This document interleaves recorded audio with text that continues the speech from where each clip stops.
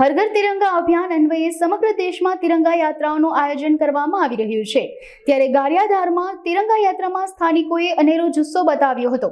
અંદાજિત 3000 લોકોએ આ તિરંગા યાત્રામાં જોડાઈ ગર્વભેર રાષ્ટ્રધ્વજ લહેરાવી રાષ્ટ્રભાવના ઉજાગર કરી હતી। આ તકે નાયબ જિલ્લા વિકાસ અધિકારી રણજીતસિંહ કટારિયા, મામલતદાર, ચીફ ઓફિસર, આગેવાન કેશુભાઈ નાકરાણી સહિત પોલીસ સ્ટાફ, જીઆઈડી જવાનો તેમજ નગરપાલિકાના સભ્યો સહિત શહેરના આગેવાનો ઉપસ્થિત રહ્યા હતા।